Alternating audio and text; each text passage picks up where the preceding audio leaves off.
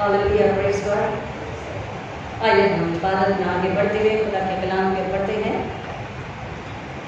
मत्ती रचित सुसमाचार उसका 6वां अध्याय वचन 2 से 4। मैथ्यू 6:2-4। मत्ती की इंजील उसका 6वां बाब उसकी 2 से 4 आयतों को हम पढ़ेंगे सुनेंगे और मैं रिक्वेस्ट करती हूँ लियो लेसनेसी की वाक्यान और इसको पढ़ने में हमारी मत्ती 6:2 से 4।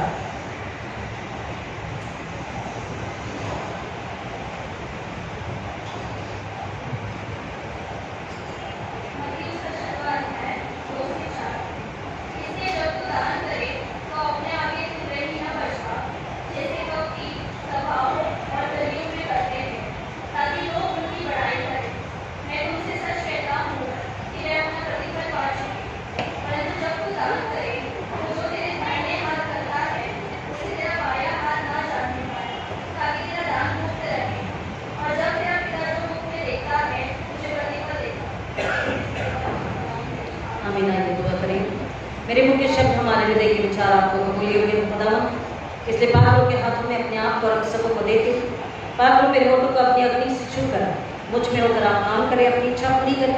सुनने वालों को आत्मा के कान आत्मा की भूख प्यास से भर दीजिए कि सुने समझे स्वीकार विश्वास करें और आपके लिए फल आए, आपकी महिमा हो।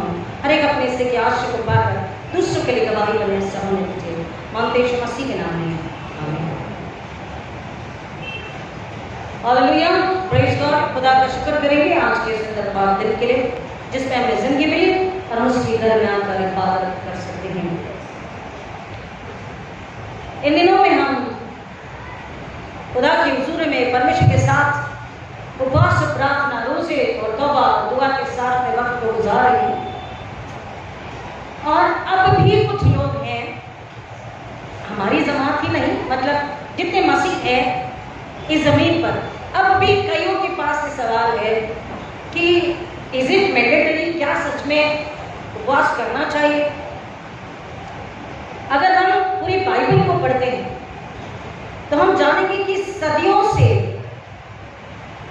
कई सदियों से ये प्रथा, ये रीत है कि हर इंसान अपने आप को हलीम यानी कि नम्र करने के लिए, अपने गुनाहों की तौबा के लिए, पश्चाताप के लिए और खुदा को खुश करने के लिए और खुदा से कुछ पाने के लिए, पहले तो अपनी माफी, अपने जीवन की बरकतें, सक्सेस पाने के लिए और सबसे ज्यादा रूह को खुदा से मिलाकर रूहानी पाने के लिए, स्वर्ग से भर जाने के लिए, रूहानी ताकत, रूहानी रोटी, रूहानी जल, रूहानी दंड, रूहानी समझ, पूरा रूह से भर जाने के लिए उसे रोजा करना, उपवास करना हम बाइबल में पढ़ते हैं, ये जरूरी है।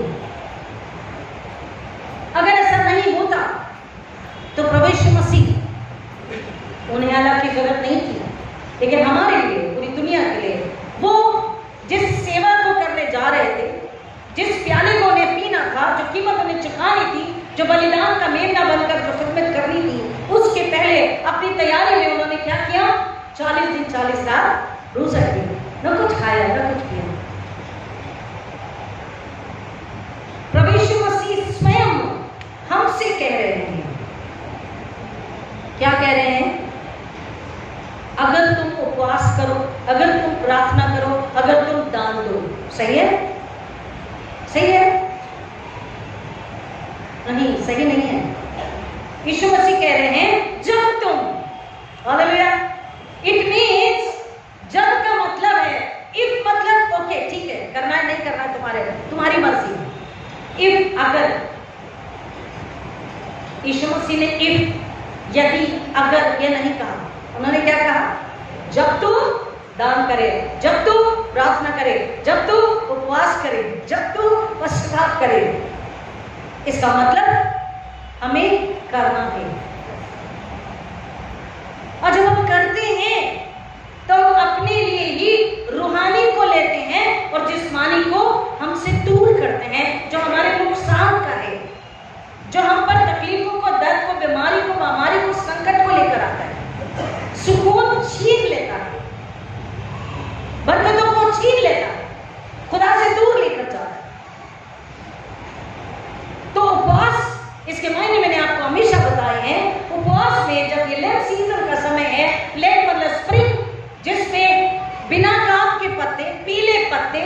खराब पत्ते झड़ जाते हैं। वो किसी काम के नहीं होते, बस इसके कि उसे एक जगह इकट्ठा किया जाए, उसे जला दिया जाए। पीले पत्ते किसी काम के नहीं। स्प्रिंग सीजन, खुदा का कलाम हमें यही सिखाता है कि हमें जब हम उपवास करें, रोजा करें, तो अपने अंदर की पीली पत्तियों को निकाल दे, अपने अंदर की गंदगी को जो अनवांटेड है स्वर्ग के राज्य के लिए। I repeat, which is not good, which is not needed, which is unwanted for the glory of kingdom of heaven, we have to reject and rebuke and remove, release. Hallelujah, आमीन।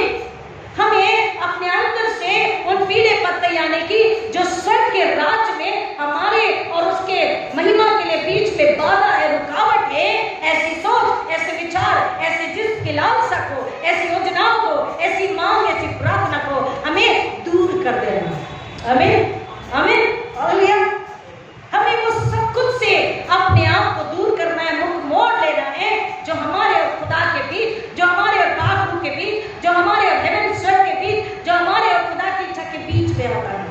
और इसमें हम सक्षम नहीं हैं, हम योग्य नहीं हैं, लेकिन खुदा की रूह हमारी मदद करती है जब हम उपवास प्रार्थना में, सच्चे रोजे में, हलीमे के साथ, नम्रता के साथ, उपवास प्रार्थना पश्चाताप के साथ हम उसके पास में आते हैं। वो हमारी मदद करता है कि हम अपने आप को उन चीजों से दूर करें, खाली करें। ना केवल आज, ना केवल संडे में, ना केवल 40 दिन में, ना केवल हमारे बर्थडे के दिन में, ना केवल हम बीमार इसलिए, बल्कि सारी जिंदगी के लिए हम उस अनवांटेड को, अनचाही बात को हम हमेशा के लिए दूर फेंक सकते हैं, दूर कर सकते हैं। और हमारी मदद करता है खुदा का रूह जब हम पश्चाताप, तौबा के साथ, उपवास के साथ उसके पास आते हैं। उपवास में अपने आप को जब हम दिल नम्र बनाते हैं, तो लेन सीजन में उपवास, प्रार्थना, पश्चाताप एंड अल्म्सगिविंग। अल्म्सगिविंग का मतलब है, हिब्रू में उसका मतलब बताता है धार्मिकता, राइचियसनेस, रास्तबाजी। दूसरा न्याय यानी कि जस्टिस। परमेश्वर धर्मी है, वो हमें धार्मिकता सिखाता है। वो न्याय का परमेश्वर है, हमें न्याय करना सिखाता है, न्याय में बने रहना सिखाता है। ग्रीक में उसका अर्थ बताता है, अल्म्सगिविंग का मतलब है compassion, mercy, pity. showing compassion, showing mercy, showing pity on whom? किस पर? जो जरूरतमंद है, जो सच्चा जरूरतमंद है। हमें ढूंढना है, हमें खुदा से दुआ करके मांगना है कि किससे सच्ची गरज है, हमें बताइए, क्योंकि आशीषें, धन आपका है, ये समय, एनर्जी आपकी दी हुई है। तो खुदा आप पवित्र आत्मा के जरिए गाइड कीजिए कि हम किसे रोटी खिलाएं, हम किसको पैसा दें, हम किसकी पढ़ाई के लिए, दवाई के लिए मदद करें, हम किसको कपड़ा पहनाएं, हम किसको बेघर है तो घर ले आए या हॉस्टल में डालें। आप हमें बताएं, क्योंकि बिना सोचे समझे अगर हमने दान किया तो हम तकलीफ में पड़ सकते हैं। हम उससे पूछें, अब वो हमें बताता है कि हमें किसकी मदद करनी है, कौन सच में भूखा है, कौन सच में प्यासा है, कौन सच में नग्न है, कौन सच में बेघर है, कौन सच में बेसहारा है। खुदा हमारी नजर को उधर लेकर जाता है, हमारी कदम उधर लेकर जाता है। वो चेहरा हमें दिखाता है, वो परिवार हमें दिखाता है कि हम उनकी मदद करें दुआ के साथ, खुदा की महिमा के लिए। अब यहाँ पर कलाम कह रहा है कि जब हम दान करते हैं या मदद करते हैं, फकीर दान, हम जब मदद करते हैं, किसी की मदद करते हैं, किसी बेसहारा की, किसी भूखे की, किसी नग्न की, किसी बीमार की, तो कलाम कह रहा है कि सबसे पहले तुम्हारे अंदर में उपवास प्रार्थना के साथ वो दिल का आ जाना, उस भावना का आ जाना, उस इमोशन का आ जाना जरूरी है। वो इमोशन क्या है? सिंपैथी, सिंपैथी, सिंपैथी नहीं, एम्पैथी। जब हम सच्चा रोजा उपवास करते हैं तो मसीह का स्वभाव, मसीह की सोच, मसीह का नेचर, मसीह का वो पीड़ा को समझने, दर्द को समझने वाली दया का, कंपैशन का आत्मा हमारे अंदर आता है। Then we don't show sympathy, but we are ready for empathy. Sympathy झूठी भी हो सकती है, उस खाली टाइम बीत की, उस वक्त की हो सकती है, दिखावटी भी हो सकती है, लेकिन एम्पैथी जो होती है उस सामने वाले के दर्द को, भूख को, प्यास को, उसके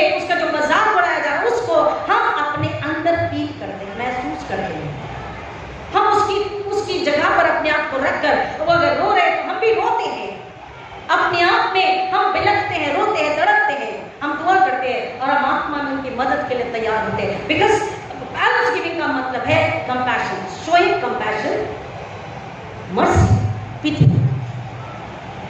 जैसे कहते हैं पिटी ऑन दैट फेलो, ये नहीं, ये नहीं। एक इंसान अगर बहुत ही ज्यादा दरिद्रता में है, बहुत ही ज्यादा कमजोरी लाचारी में है कई सालों से, तो कलाम क्या कह रहा है? Showing compassion. और कंपैशन किसने दिखाया? सबसे पहले यीशु मसीह ने, लॉर्ड जीसस क्राइस्ट, हालेलुया, मुझ पर, आप पर, पूरी दुनिया पर। तो कंपैशन उन्होंने क्यों दिखाया? क्योंकि हम पाप में थे, हम पाप में थे। हमको पाप से निकालने, उस गंदगी से निकालने, उस अदम अपराध से निकालने, हम बेघर थे, हमको बाप से मिलाने, घर लेकर जाने, हमें रूह में सीधा करने के लिए, हमें रूह का कपड़ा देने के लिए, उद्धार का कपड़ा देने के लिए, हमारी आत्मा को उद्धार का वचन का उड़ना उड़ाने के लिए, हमें पाप करने के लिए खुदा यीशु मसीह ने क्या किया? हमारे साथ कंपैशन का व्यवहार किया। कंपैशन को अलग अलग करते हैं तो उसमें हमें पैशन मिलता है। पैशन यानी कि जुनून। और जुनून के साथ जिसने हमें बचा लिया, हमें नाम और पहचान दिया, हमें उस शान और शौकत की जिंदगी दी जो आज हम जी रहे हैं। किसी भी समाज में कहीं भी चले जाइए, भले एक तरफ कितना भी विरोध भी ना हो, लेकिन दूसरी तरफ हमारे लिए आदर और इज्जत है। उस दिन रात में प्रेयर मीटिंग से लौटते समय हमारी गाड़ी ने मुझे पनवेल के टक्का जगह है स्क्वायर, वहां तक छोड़ा क्योंकि काफी लेट हो रहा था। ट्रेन लास्ट टाइम का टाइम हो चुका था और मुझे इन लोगों ने वहां ड्रॉप किया और ये उनकी गाड़ी टर्न हुई। मैंने कहा खुदा ऑटो प्लीज मिल जाए। एक ऑटो आ रहा था बड़ी स्पीड में, मैंने हाथ दिखाया। एक्चुअली वो किसी को लेने के लिए जा रहा था, बुकिंग था। पूछा कहाँ जाना है, मैंने बताया यहाँ जाना है। उसने पूछा कितना, मैंने बोला हम तो इतना ही देते। बोला इतनी रात नहीं देता, मैं तो रोज ही इतना देती हूँ। मैं बैठ गई। उन्होंने क्या कहा पता है? हम आप लोगों की बहुत इज्जत करते हैं। हालेलुया। आवाज में दम नहीं है, आवाज में हालेलुया। उसने क्या कहा? हम आप लोगों की बहुत इज्जत करते हैं। किन लोगों की? जो यीशु मसीह के कहलाते हैं, जो यीशु मसीह पर ईमान रखे हुए हैं, जो यीशु मसीह के लोग हैं, यीशु की कलीसिया, यीशु का सिर, यीशु के देह, यीशु के दुल्हन है। कह रहा हमको आप लोगों की बहुत इज्जत करते हैं। और ऐसी कई बातें हैं मेरे जिंदगी में। कहीं भी जाओ, अपनी बड़े से बड़ा ऑफिसर अपनी उठकर अपनी कुर्सी से सिर झुका के प्रणाम करके मुझे कुर्सी देते हैं। क्यों? हमको ये शान और शौकत, याद और इज्जत कहां से मिला है? यीशु मसीह से। तो जब हम किसी भटके हुए को, किसी पापी को, किसी बेरोजगार को, पीढ़ियों से जो उस दरिद्रता में है, माइंड माय वर्ड्स, पीढ़ियों से जब उस दरिद्रता में है, बेसहारा है, बेघर है, हमें उसके पास मसीह का दिल, मसीह की आत्मा, मसीह का रूह, मसीह का स्वभाव, मसीह की इच्छा, मसीह की चाल चलन, मसीह की सोच लेकर जाना है, which is जुनून, पैशन, पिटी, दिल की और आत्मा की फिक्र, परवाह। वो है दया, मर्सी। वो मर्सी, वो दया उसने ऐसी दिखाई कि हम जब पापी थे तो यीशु ने अपने आप को हमारे लिए दे दिया और हमें बचा लिया। तो हमें उस व्यक्ति पर दया दिखाना है, जुनून के साथ, प्रेम के साथ, विश्वास के साथ यीशु को अपने साथ लेकर के जाना है। और उनसे पहले क्या बांटना है? रूहानी, आत्मा की रोटी, आत्मा का जल जो स्वयं यीशु मसीह है, उनसे हमें बांटना है कि आपकी ये दरिद्रता, आपकी ये कमजोरी, पीढ़ियों से चली आ रही है सारी तकलीफें यीशु मसीह में दूर हो सकती है। पहले आपको अपने दिल को और अपनी रूह को यीशु के पास देना है और अपने आप को थोड़ा सा नम्र बनाना है, क्योंकि बदलने वाला तो वो है। अगर आप चाहत से उसके पास आए, आप नम्र बनेंगे तो वो आप पर नजर करेंगे और आप चाहेंगे तो आपको बदल देंगे। और आप हमेशा के लिए रूहानी छुटकारा पाकर, रूहानी वो जो दरिद्रता है, वो जो बंधन है, उससे आप निकलेंगे और अपने आप जिस्मानी आशीषों को, छुटकारे को, चंगाई को, बहुतायत को पा सकेंगे। आप उठ के चल के नौकरी या काम या बिजनेस कर सकेंगे। इसलिए यीशु मसीह ने हमसे कहा, जब तुम यानी कि जब तुम दान करो, जब तुम दो मदद करो,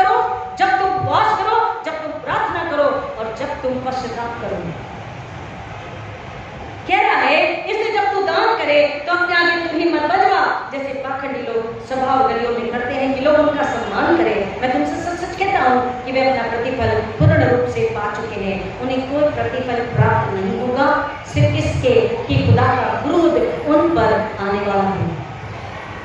एक व्यक्ति जिन्हें लोग हमेशा भिखारी समझकर, बेघर समझकर एक छोटे से कमरे में वो रहते थे, उन्हें भिखारी समझकर लोग उन्हें कुछ रुपया देकर चले जाते थे। उस व्यक्ति के दोनों हाथ नहीं थे और दोनों पैर नहीं थे, दोनों हाथ और दोनों पैर नहीं थे, और इतने सालों वो अपनी जिंदगी कैसे जी रहे थे वही बता सकते हैं। लेकिन हाँ, हर 2-4 महीने के बाद वो एक कैथोलिक चर्च के फादर को बुलाते, किसी को भेजकर कि बस मेरा संदेश दे दो कि मैंने बुलाया है। और जब फादर जाते तो कहते क्या बात है, आपके लिए दुआ कर रहे, कहते हैं ऑफ कोर्स, लेकिन ये मैंने उन गरीबों के लिए, जरूरतमंदों के लिए, बीमार और भूखों के लिए ये कुछ जमा किया है, ये आप लेकर चलें।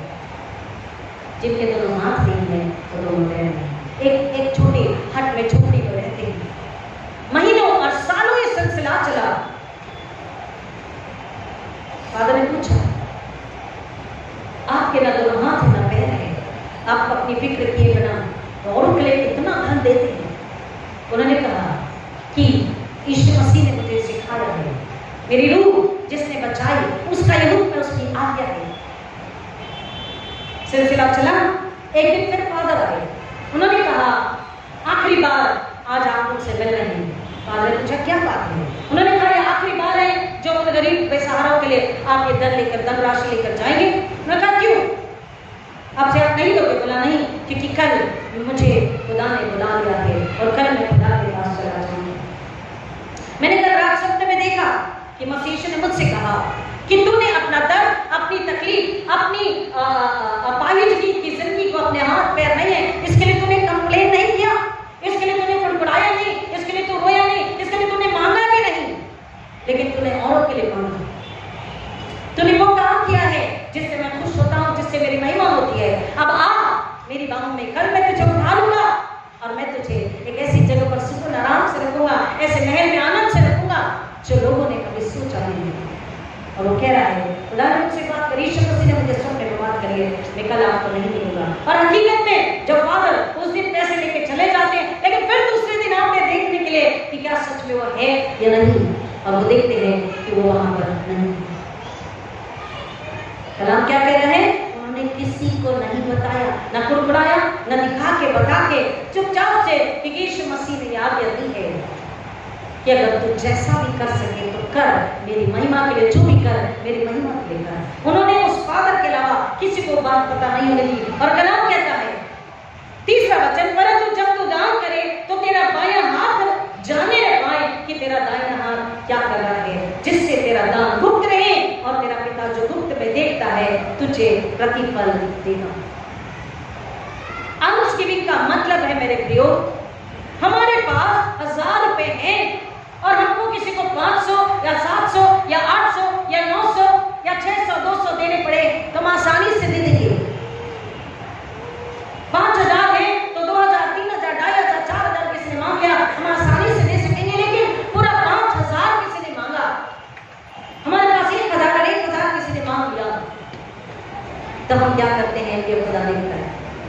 जब हम बिना हिचकिचाए, बिना कुड़कुड़ाए, उसकी शर्त को समझकर, अगर आत्मा कहती है, बात हमसे कहती है हाँ दे, खुदा कह रहा दे, और हम पूरा का पूरा उसकी मदद के लिए खुदा के चरणों में रख देते हैं, समर्पित कर देते हैं, तब खुदा उसे कबूल करता है और उसका 2 गुना नहीं 1000 गुना वो हमें लौटाता है। आइए मेरे साथ में नीति वचन 19:17, प्रोवर्ब्स 19:17, नीति वचन 19:17 अगर मिला है तो पढ़ सकते हैं। और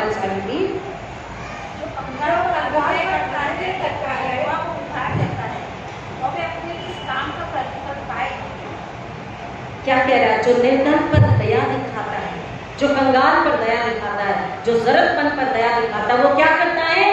खुद यहोवा परमेश्वर को वो क्या करता है? उदार देता है।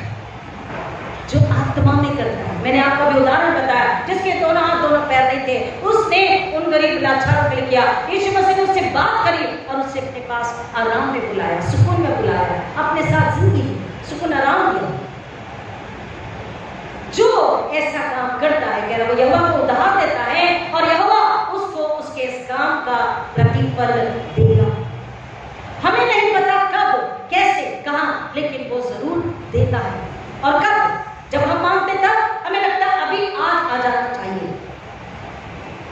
बच्चे का रिजल्ट आया है तो चलो कुछ पार्टी हो जाए, या उसको गाड़ी लेके देनी है, या शादी का समय अभी मिल जाना चाहिए, या कल कोई बिजनेस शुरू करना है। हम सोचते हैं, लेकिन खुदा को पता इससे भी ज्यादा एक समय ऐसा आने वाला है, ऐसी जरूरत होगी और मदद कहीं से नहीं होगी, तो तुझे हाथ ना फैलाना पड़े, तुझे रोना तड़पना पड़े, तुझे दुखी, हताश, परेशान होना पड़े। उस वक्त जो सख्त गरज होगी, उस वक्त में मैं उस प्रतिफल को तुझे दे दूंगा, तेरी प्रार्थना का उत्तर तुझे दे दूंगा। ऐसा दान, ऐसा देना, ऐसा उपवास, ऐसी प्रार्थना, ऐसा पश्चाताप जो दाएं हाथ का पता बाएं हाथ को ना हो। और खुदा कह रहा था मैं उससे खुश होता हूं और तब मैं तुम्हें प्रतिफल देता हूं। और वो प्रतिफल उस व्यक्ति को नहीं, उसके बच्चों के बच्चे, पीढ़ी दर पीढ़ी वो प्रतिफल, वो आशीष हमेशा बनी रहती है, क्योंकि वो दुगनी होती जाती है। क्योंकि हमने अपने बच्चों को भलाई सिखाई, बुराई नहीं, धार्मिकता सिखाई, न्याय सिखाया, अधर्म, अपराध और दुष्टता नहीं। और इसलिए पीढ़ी दर पीढ़ी प्रतिफल व आशीष बना रहता है। लेविटिकस 19:10 लेविटिकस 19, अगर मिला है तो पढ़िए। Leviticus 19:9-10, Leviticus 19:9-10। जब तुम अपने देश में खेत काटो, फिर जब तुम अपने देश में फसल काटो, तो अपने खेतों के कोने-कोने तक पूरा न काटना। हाँ, परमेश्वर क्या आज्ञा दे रहा है कि जब तुम्हारे खेत में फसल पक जाए, फसल काटो, तो तुम पूरी की पूरी फसल निकाल के मत लेकर जाओ। क्या कह रहा है? जब तुम फसल काटो तब तुम खेत के कोने-कोने तक पूरा नहीं काटना। आगे, और काटने में खेत की गिरी पड़ी बालों को न उठाना। जो बालें गिर गई, जैसे होता है ना, चलते चलते हम उठाते हैं। अभी हम बाजार में गए सब्जी लेने के लिए, तो टमाटर गिर गया, कभी पल्ली पड़ गई, टमाटर गिर गया, थोड़ा कोरिएंडर गिर गया, हरी मिर्ची गिर गई, तो क्या होता है? उठा लेते हैं।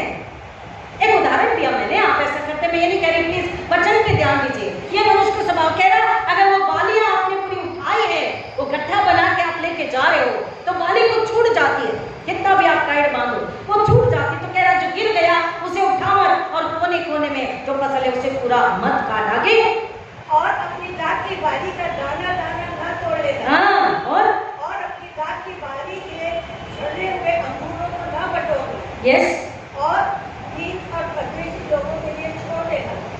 मैं तुम्हारा परमेश्वर यहोवा। देखिए, परमेश्वर, इंसान, पक्षी, परदेशी। अब जिस सपोज हमारी ये जगह है कुर्ला चर्च की, बाहर से आने जाने वाले जो लोग हैं, ये जो बाउंड्री के अंदर है हमारी जगह है।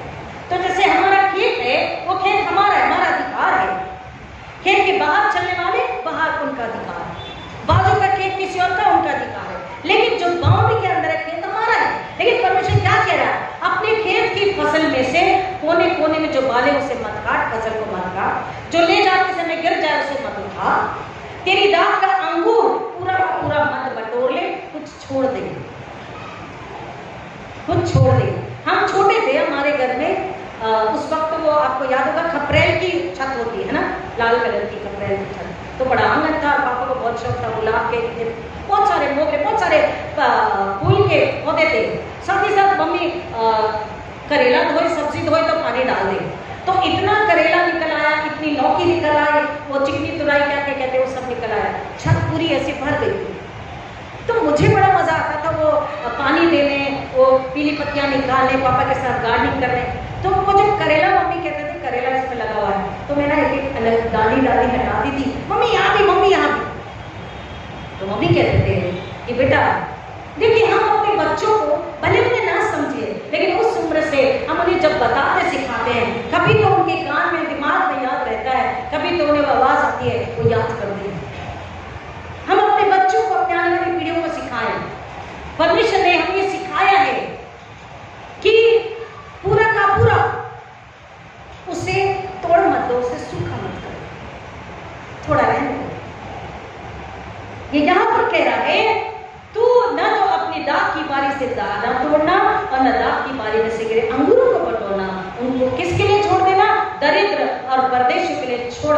और आगे क्या कह रहा है, मैं तुम्हारा परमेश्वर हूँ।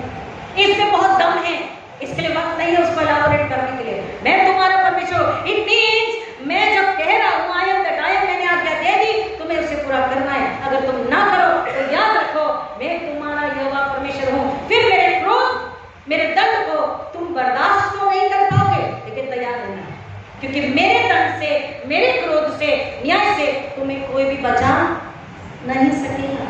इससे तुम क्या करो, पूरा मत सूखा कर दो उसे, छोड़ दो कि परदेसी वहां से आ रहे जा रहे तो बाले तोड़ के कुछ दाना खा ले कि उनके पेट को थोड़ी तसल्ली, थोड़ी राहत मिले, कुछ अंगूर खा ले, उनकी भूख थोड़ी सी कम हो। और जब वो उसे देखेंगे, वाह यहाँ कुछ है, आ जाओ चलो खाने का कुछ है, खुश हो जाएंगे। और जब उसको तोड़कर उठाकर खाएंगे तो क्या करेंगे, कम ऑन, क्या करेंगे? वो सीधा कहाँ देखेंगे, कुछ तो देखते ही बोलेंगे वाह खुदा तेरा शुक्र है, कुछ खाने के बाद बोलेंगे खुदा तूने दिया, कुछ तो भूख मिटी, खुदा तेरा शुक्र है। जब वो खुदा का शुक्र करेंगे, धन्यवाद करेंगे, तो आशीषें किसकी झोली में आएगी, जिन्होंने आज्ञा पालन करके उससे छोड़ दिया। हालेलुया। हमारी पीढ़ी दर पीढ़ी हमारे खाते हरे भरे रहते हैं, घर के भी और चर्च के भी, पीढ़ी दर पीढ़ी आश्चर्य रहती, तेल आटा बना रहता है, कम नहीं होता। एक और वचन जल्दी से पढ़ेंगे, पुराने नियम में से ही खुदा हमें क्या बताना चाह रहा है। ड्यूटेरोनॉमी 15:11, व्यवस्था विवरण 15:11, व्यवस्था विवरण 15:11 देखिए, ड्यूटेरोनॉमी 15:11।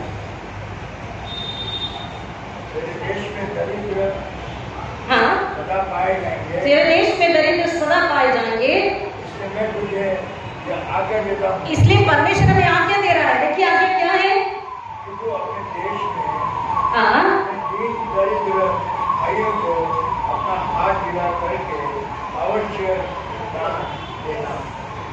देखिए अनदर ट्रांसलेशन कहता है देश में दरिद्रों का कभी अंत नहीं होगा, इसलिए मैं तुझे आज्ञा देता हूँ कि तू अपने भाई के लिए तथा अपने देश के दीन और दरिद्रों के लिए अपनी मुट्ठी उदारता पूर्वक खोलना।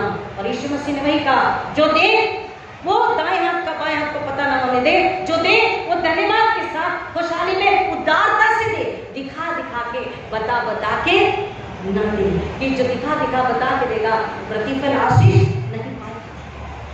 हम अपने आने वाले पीढ़ी के लिए, अपनी कलीसिया के जवान जो आने वाले समय के पिलर है, चर्च को संभालेंगे, और हमारे परिवार के, हमारे बच्चे, नाती पोती, बहू बेटे, बेटी दमाद, उन्हें सिखाएं कि हमें इस आज्ञा का पालन करना है, उदारता पूर्वक खुदा के कदमों में पहले आज्ञा पालन करनी है, फिर धन्यवाद स्तुति के साथ देना है, और फिर धन्यवाद स्तुति के साथ कुछ छोड़ देना है, और फिर धन्यवाद स्तुति के साथ गरीबों के लिए उदारता पूर्वक वो मन। इसलिए मैंने कहा आपको बताया कि इसका आर्म्स गिविंग का मतलब क्या है। आर्म्स गिविंग का मतलब यही है धार्मिकता, उदारता, दया, खेल, कंसर्न, फिक्र, परवाह, जुनून, सहानुभूति। हम इतने गंदगी में थे, नर की कगार में थे, हमारे को खुदा ने देख करके रहम किया और अपना बेटा भेजा। यीशु मसीह ने हमें पहले क्या सिखाया, हमें हमारी रोज की रोटी तू, बोलिए ना, रोज की रोटी रोज देना। इसका मतलब क्या है, ना हम ज्यादा मांगे ना हम कम मांगे, जितनी जरूरत है वो मांगे, और खुदा जो दे रहा उसमें संतुष्ट रहे, खुश रहे, कंटेंट रहे, उसका शुक्रिया अदा करें। क्योंकि ज्यादा है तो हम घमंडी हो जाएंगे, कम है तो हम कुड़कुड़ाएंगे, जलेंगे, बदला रखेंगे।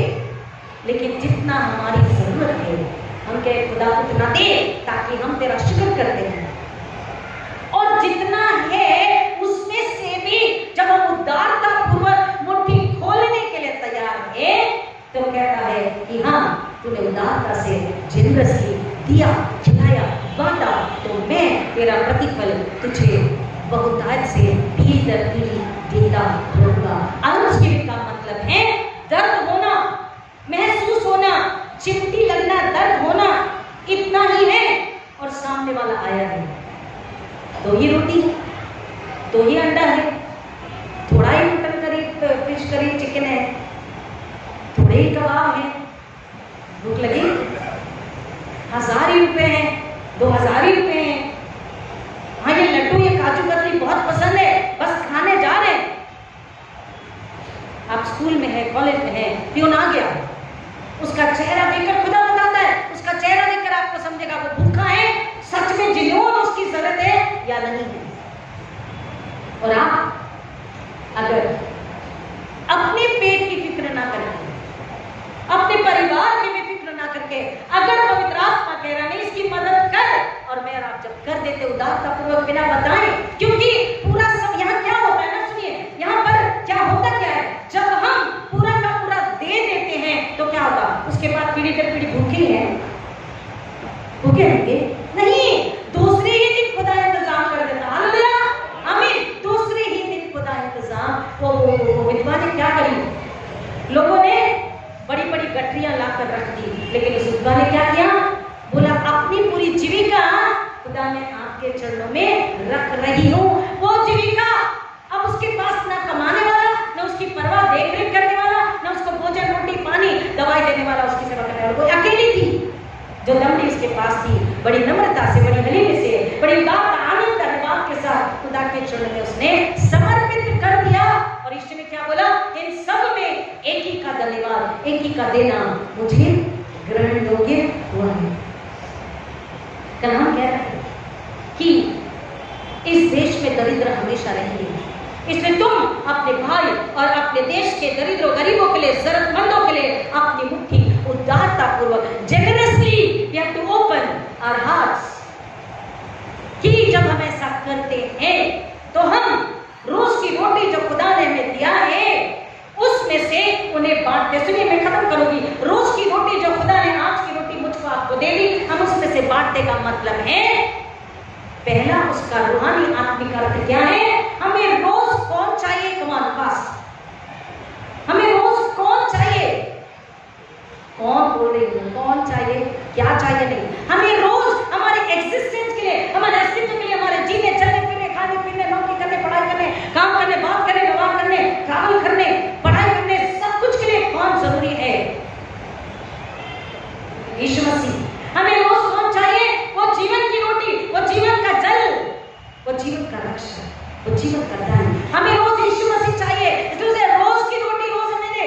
पिता परमेश्वर से प्रार्थना करो कि रोज यीशु मेरे साथ रहे, मेरे दिल आत्मा में रहे, मेरे कामों में, मेरी बातों में, मेरे व्यवहार में, मेरी इबादत में, मेरे गाने में, चलने फिरने में, हर वक्त यीशु मसीह जीवन की रोटी रहे। और क्योंकि जब मुझ में जीवन की रोटी यीशु मसीह है, तो जो जितना ही इतना ही है, इतने में से हम उस दरिद्र को, उस गरीब को हम जब खिला रहे हैं, बांट रहे हैं, दे रहे हैं, तो पहले कौन सी रोटी दे रहे हैं, कमान यीशु मसीह दे। Hallelujah, hallelujah. उससे कह रहा है आज की रोटी हमने मांगी, यीशु मेरे साथ है, आप यीशु को ले लो, जीवन की रोटी चल पहले ले लो। यीशु ने कहा जीवन की रोटी मैं खुद दूंगा, तो हम उसको उदारता को, उसने कहा तुमने सेठ में मुफ्त में पाया है, क्या पाया, गुनाहों की माफी, उद्धार। हम सेठ में मुफ्त में उसको वो जीवन की रोटी यीशु दे, और बाद में जिस्मानी रोटी और पानी उसे दे। तो प्रियो हमने अपना फर्ज पूरा किया, हमने उस आत्मा को यीशु के चरण में रख दिया, हमने अपना आत्मिक उपवास, आत्मिक धन्यवाद स्तुति पश्चाताप पूरा किया, आत्मिक देना हमने पूरा किया। वो खुदा को कबूल होता है, और खुदा हमारी जरूरत घर में जब आते हैं तो वो जरूरत पूरी हो चुकी होती है। हालेलुया, आमीन। वो कह रहा उदारता को, एक लास्ट वचन को पढ़ के खत्म करते हैं, एक आखिरी वचन पढ़ के हम आज के कलाम को खत्म करते हैं। नीति वचन 13 और 8, प्रोवर्ब्स 13:8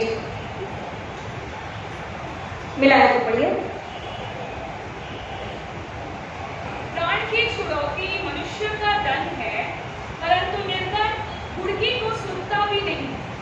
हाँ, क्या है, धन मनुष्य के प्राण की फिरौती बनता है, परंतु निर्धन तो धन की परवाह नहीं करता। जो निर्धन है, जो लाचार है, उसे धमकी से, किसी भी प्रकार के आने वाले विपत्ति से कोई फर्क नहीं पड़ता, किसी भी प्रकार की धमकी से वो डरता नहीं। अगर थोड़ा सा ऊपर पढ़ेंगे तो हम और अच्छे से समझ पाएंगे। धर्मी मनुष्य झूठ से घृणा करता है, परंतु दुष्ट मनुष्य लज्जा तथा अपमानजनक कार्य करता है। धार्मिकता खराई से चलने वाले व्यक्ति की रक्षा करती है, परंतु पापी को दुष्टता धुन की तरह खा जाती है। एक तो धनी होने का ढोंग करता है जबकि उसके पास कुछ नहीं होता, दूसरा अपने को दरिद्र जताता है पर उसके पास बहुत धन संपत्ति होती है। जिसके पास नहीं है वो धनी होने का ढोंग कर रहा, क्योंकि वो दिखावा कर रहा है, समाज की बराबरी करना चाहता है, उनके साथ उठना बैठना चाहता है। उसको लगता है कि मैं गरीब बताऊंगा तो लोग मेरे साथ नहीं बैठेंगे, उठेंगे, घूमेंगे, फिरेंगे, खाएंगे पिएंगे नहीं, समाज में मेरी बेइज्जती होगी। जो सोच गलत है, क्योंकि वो बाहरी रूप से सोच रहा है, रूहानी रूप से नहीं। और दूसरा कह रहा है, दूसरा अपने आप को दरिद्र जताता है और उसके पास बहुत धन से। दोनों भी बात गलत है, दोनों भी खुदा कह रहा गलत है। उसके पास, जिसके पास बहुत है, लेकिन हमेशा कुछ लोग क्या कहते हैं, नहीं ना, नहीं है ना जी, कहां से लाएंगे, नहीं है, प्लीज आप समझो ना, नहीं आ रहा।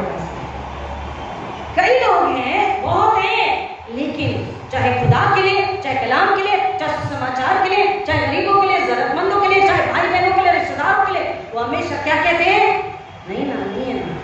समझिए ना बात को। लेकिन कौन जानता है, कौन जानता है? मैं और आप नहीं जानेंगे, लेकिन जान कौन रहा है? पता किसको है? खुदा को पता है, मैंने ही दिया। तेरी पासबुक मुझे पता है, तेरा बैंक मुझे पता है, तेरे एफडी, तेरे म्यूचुअल फंड, तेरे सब मुझे पता है। ये दोनों जो बात है, एक धनी होने का ढोंग कर रहा और एक रह के भी झूठ अपने आप को दरिद्र बता रहा, कह रहा है दोनों गलत है, दोनों प्रतिफल को नहीं पाएंगे। खुदा हमें पहले आत्मा का, स्वर्ग का, रूहानी देता है कि वो नाश न हो, हम उसमें एक रहें। और जब उसके साथ एक हैं, रोज की रोटी रोज यीशु हमारे साथ है, तो हम भूखे को, बीमार को, उसकी आत्मा को पहले हम रूह से मिलाते, स्वर्ग से मिलाते, यीशु से मिलाते, और फिर उसको जिस्मानी रोटी चल और कपड़ा भी देते हैं। और यही खुदा हमसे चाहता है। और इसलिए कह रहा, धन मनुष्य के प्राण। लोगों को लगता है कि धन ही जरूरी है, धन के लिए कई बार गलत कदम उठा लेते, गलत रास्ता अपना लेते धन के लिए, कि मुझे ये चाहिए, इतनी महंगी चीज चाहिए, यहाँ घूमने जाना ही है, ऐसा करना ही है, संसार के साथ स्टैंडर्ड मेंटेन करना है। तो कई बार गलत कदम, आज की जवान पीढ़ी गलत कदम उठा लेती है, जल्दी धन कमाने के लिए, लोगों से स्टैंडर्ड को मैच होने के लिए वो गलत कदम उठा लेते हैं, पाप में पड़ जाते हैं। दिन की रोशनी में चलते चलते कब अंधकार में चले गए उन्हें पता नहीं। कई जवान बच्चे हैं जो पाप कर लेते हैं, चोरी कर लेते हैं, अब वो चोरी करके भूल जाते हैं। लेकिन उनकी तीसरी या चौथी पीढ़ी में, मैं डिलीवरेंस मिनिस्टर हूं इसलिए मुझे पता है, जब तीसरी चौथी पीढ़ी के लोग आके बोलते हैं पैसा पुरता ही नहीं, लाखों से कमाया है, इनफैक्ट वी हैव क्रोर्स, लेकिन पुरता नहीं है, झगड़े हैं, शांति नहीं। क्यों? क्योंकि कभी तो किसी ने तो चोरी किया था, या किसी को लूटा था, या किसी को झूठ बोला था। परमेश्वर से तो झूठ बोला ही था।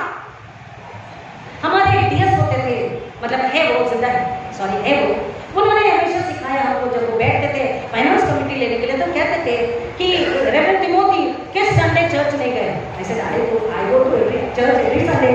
बोले कभी कोई प्रीचिंग के लिए कहीं बुलाया? तो मैंने कहा चर्च ही तो गई ना।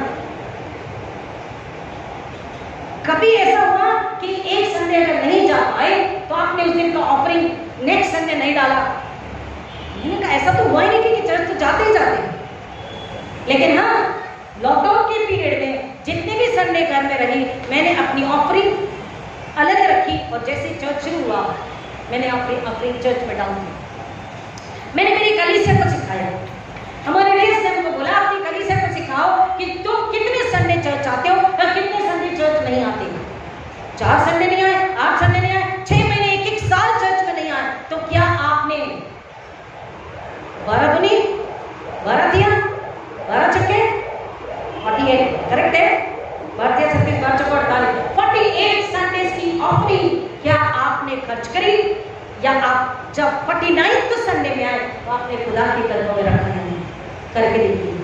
जब हम किसी संडे चर्च नहीं आते, नेक्स्ट संडे में, अभी मेरी बेटी नहीं आ रही, बोला मेरा ऑफरिंग लेके चाहिए। हम जब किसी संडे में अगर नहीं आए, देखिए मैं सिखा रही हूँ, बढ़ाई नहीं बता रही हूँ, हम जब किसी संडे में नहीं आए किसी प्रेयर मीटिंग में नहीं आए, हमें अपना ऑफरिंग नेक्स्ट संडे या उसके नेक्स्ट मंथ में हमें खुदा के कदमों में रखना है। अपना धन्यवाद, अपना दसवां, अपनी स्तुति, अपना चिरफल, अपना हदिया खुदा के कदमों में रख। उस पर हमारा हक नहीं है। अगर हम वो नहीं याद नहीं रखते हैं, हमें अब से याद रखना है, ताकि हमारी आशीष चोरी करने वाला चुराकर न ले जाए। कौन है चोरी करने वाला? चोरी करने, घात करने, हत्या करने, विनाश करने। और अच्छा चरवाहा अपनी भेड़ों के लिए अपने प्राण देना। अच्छा चरवाहा हमें सिखा रहा है धन्यवाद की भेंट। कई बार लोग कहते हैं तो क्या हुआ, नौकरी मिली, हमने मेहनत करी, हम धन्यवाद की भेंट क्यों चढ़ाएंगे? आजकल के जवान ये बात कहते हैं, हम धन्यवाद की भेंट क्यों चढ़ाएं? प्रियो, बाइबल में पढ़िए, कुरान में बार पढ़िए, धन्यवाद की भेंट मेरा भी फर्ज है जो मैं करती हूँ, आपका भी फर्ज है, हम सबका फर्ज है। धन्यवाद की भेंट, स्पेशल ऑफरिंग, ये सब कुछ खुदा के चरण में आत्मा और सच्चाई से, नम्रता से जब करते, बिना कुड़कुड़ाए, बिना किसी को बताए, बिना किसी को दिखाए, तो परमेश्वर कहता प्रतिफल देता हूँ। कहना निर्धन किसी भी धमकी की परवाह नहीं करता, क्योंकि उसके पता है मेरा धन स्वर्ग में है, मेरी आत्मा खुदा के पास है, मेरी जरूरतें वो पूरी करूंगा। वो बुराई, पाप और दुष्टता से वो बचाएगा।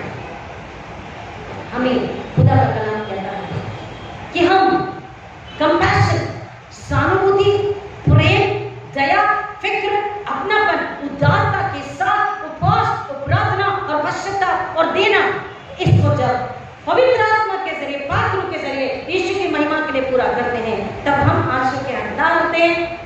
हर रुके हुए काम बन जाते हैं, रुका हुआ पैसा, पेंशन मिल जाता है, खेत, नौकरी जो भी है उसमें बरकत होती है, सूखा जो है वो हरा बन जाता है। हालेलुया, आमीन। जहां पर बंजर था वहां पर आप सडनली देखोगे, अरे ये कुंडी में, ये पॉट में, ये गमले में कुछ भी पौधा नहीं था, सडनली इसमें एक कोपल दिखाई देती है। हालेलुया, सडनली उसमें एक कोपल, अब दूसरे तीसरे पौधा आता है और उसमें सडनली एक कली, एक फूल को आप देखते हैं। घर में अगर बगीचा है, आप पौधे को, फल को देखते हैं। खेती है, नौकरी है, बिजनेस है, आप सडनली एक गुड न्यूज को पाते, सडनली बरकत को पाते, सडनली फाइनेंशियल ब्रेक थ्रू आता है। क्यों?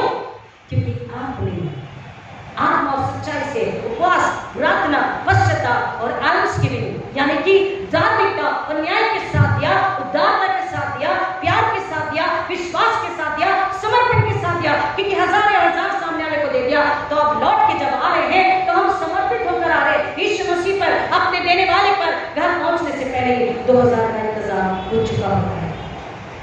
बढ़ाई नहीं, आपके विश्वास को बढ़ाने के लिए बता रही हूँ। मेरे जीवन की कई बार गवाही है, कम से कम में मैंने बीमारों के लिए, जरूरतमंदों के लिए, बच्चों के फीस के लिए मैंने हमेशा किया। इंजीनियर बच्चों को बनाया, पढ़ा करके। कम से कम में लोगों के घर में राशन नहीं, लोग बैठे हैं तो चुपचाप से ऊपर फ्रूट्स रखे, परिवार कलीसिया है तो नहीं, इनके लिए, बच्चों के लिए फ्रूट्स आया, लेकिन नीचे में सब्जियां होती थी, थोड़ा राशन होता था। मैं आपके विश्वास को बढ़ाने के लिए बता रही हूँ, कम में कम से जब भी था, लेकिन फिर भी खुदा की महिमा के लिए किया। और मैंने जब किया, खुदा ने अपने पास से बड़े प्यार से कबूल तो किया, लेकिन उन्हें भी सिखाया और खुदा ने दुगुना हमेशा मुझे लौट दिया। प्रियो, वो कह रहा है जब तुम, अगर तुम नहीं, हमें करना है, उदारता पूर्वक देना है।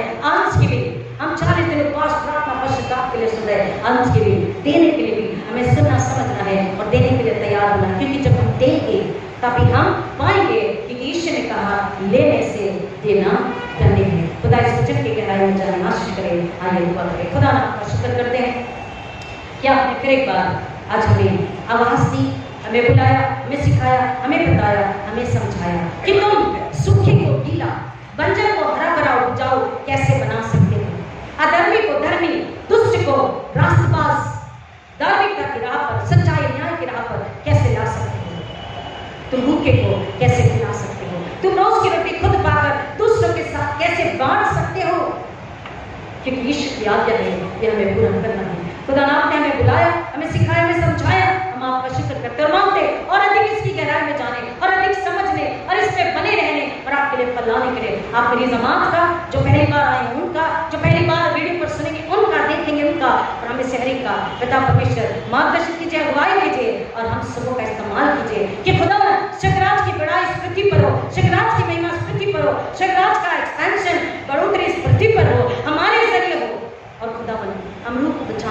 हर पल तैयार रहे, हम जूझते रहे, हम खर्च होते रहे, हम घटते रहे, ताकि आप हमें बढ़ाते रहे, हम खर्च होते रहे ताकि आप हमें रूहानी भरते रहे।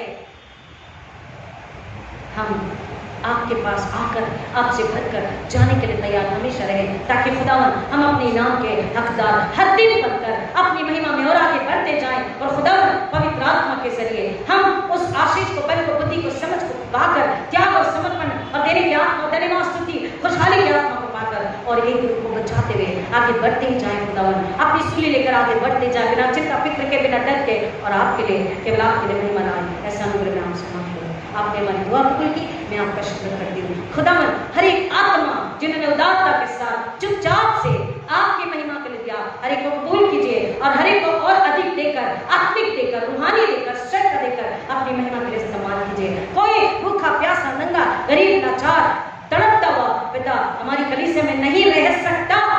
आई declare and decree in the name of Jesus Christ. हर एक के लिए भरपूरियत को, बहुतायत को, बढ़ोतरी को ईश्वर ने हमें क्लेम करती मेरी कलीसिया के लिए, उनके परिवारों के लिए, उनके खानदानों के लिए, जो पहली बार सुन रहे सुनेंगे उनके लिए, जितने लोग वीडियो पर सुनेंगे उन सबों के लिए बहुतायत को, बढ़ोतरी को, आदर को, आनंद को पिता ईश्वर के नाम में क्लेम करके, रिलीज करके, रिसीव करती। किसी की नौकरी नहीं जाएगी, किसी का बिजनेस नहीं जाएगा, पिता उन्हें बढ़ोतरी में आते रहे, क्योंकि उन्होंने आपकी आज्ञा का पालन किया है, उन्होंने उदारतापूर्वक दिया है, बांटा है, उन्होंने जुनून के साथ, सहानुभूति के साथ, दया के साथ, प्रेम के साथ आपके अनुग्रह में बांटा है। और खुदावन उनके जीवन में घटी कमी नहीं हो रही, पीढ़ी दर पीढ़ी वो आशीषित है। मेरी कलीसिया, हमारे घराने आशीषित है। मैं विश्वास में डिक्लेयर करके, एक घोषणा करके, इस आशीष को सबके लिए क्लेम करके लेने दे यीशु मसीह के नाम में। आपने हमारी दुआ कबूल की, मैं आपका धन्यवाद करती हूँ। मांगते खुदा स्वर्गीय धन के लिए सब भूखे प्यासे रहे, सब की ओर अपना मन लगाए, सब में अपना धन जमा कराए, ताकि वहां कीड़ा नहीं लगता, वहां चोर सेंध नहीं लगाता। पिता हमें से हर एक क्षण में अपना धन जमा करे, ताकि हमारी जरूरत ईश्वर के जरिए पूरी हो और खुदा को महिमा मिले और एक आत्मा बचे। ऐसा होने दीजिए, मांगते धन्यवाद के साथ यीशु मसीह के नाम में, आमीन। और अब हमारे पुण्यतित प्रभु यीशु मसीह का अनुग्रह, परमेश्वर पिता का प्रेम, पवित्र आत्मा की संगति और शांति आप सबों के साथ, खास तौर पर जो पहली बार सुनेंगे उनके साथ, अब आपके खुदा ने इसकी दोबारा आने तक हमेशा हमेशा बनी रहे, आमीन।